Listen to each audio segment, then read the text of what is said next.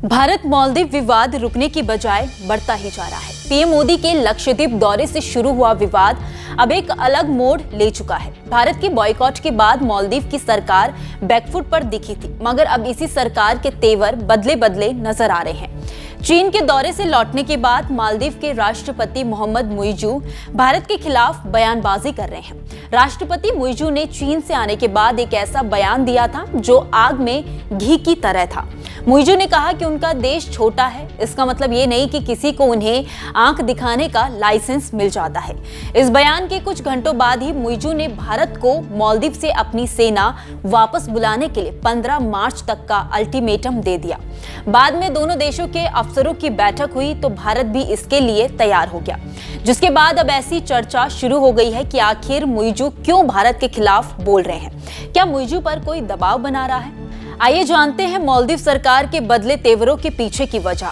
नमस्ते, मैं हूं विभा राणा, आप देख रहे हैं न्यूज नेशन का डिजिटल प्लेटफॉर्म।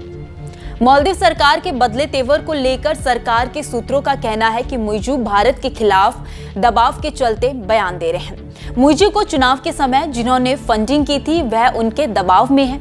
इसी दबाव के चलते वे भारत के खिलाफ आग उगल रहे हैं, जिसके चलते अब मुइज़ू धर्म संकट में है। रिपोर्ट्स के अनुसार एक और मालदीव के पर्यटन और कारोबार पर नियंत्रण रखने वाले कुछ लोग मुइज़ू सरकार से नाराज हैं और हाल ही में हुई गतिविधियों को उनके बिजनेस पर हमले के तौर पर देख रहे हैं। तो वहीं दूसरी ओर चुनाव के दौरान उन्हें फंडिंग मुहैया कराने वाले उन्हें भारत के खिलाफ बोलने को मजबूर कर रहे हैं। कहा जा रहा है कि इसी दबाव के चलते वह पहले भारत नहीं आ सके।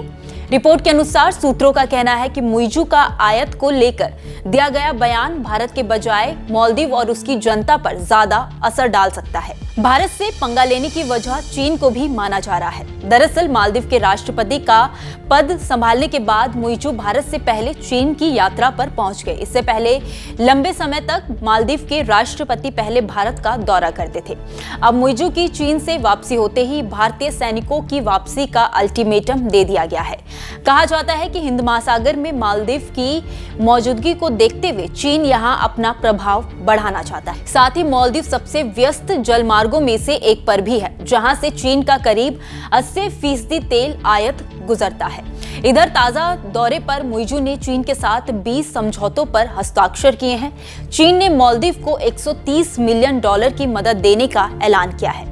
आपको बता दें कि यह विवाद तब शुरू हुआ जब हाल ही में भारत के पीएम मोदी लक्षद्वीप पहुंचे थे। लक्षद्वीप की तारीफ की, वहां से तस्वीरें और वीडियो सामने आए, वायरल होने लगे। लोग लक्षद्वीप की खूबसूरती की तारीफ करने लगे। ये बात मालदीव के कुछ नेताओं को अच्छी नहीं लगी। उन्होंने भारत के पीएम और भारत के बारे में कुछ ऐसी बातें कही जिनसे भारतीय लोग नाराज हो गए। इस नाराजगी को देखकर मालदीव की सरकार घबरा गई। अपने तीनों नेताओं के खिलाफ एक्शन लेते हुए उन्हें सस्पेंड कर दिया। लेकिन इसके बाद भी भारतीय लोगों और कंपनियों की नाराजगी कम नहीं हुई। लोग अपनी मालदीव की बुकिंग कैंसिल कराने लगे। खैर, इस खबर में इतना ही। मालदीव सरकार के भारत के खिलाफ दी गई बयानबाजी पर आपकी क्या राय है, आप हमें कमेंट सेक्शन में जरूर बताइएगा।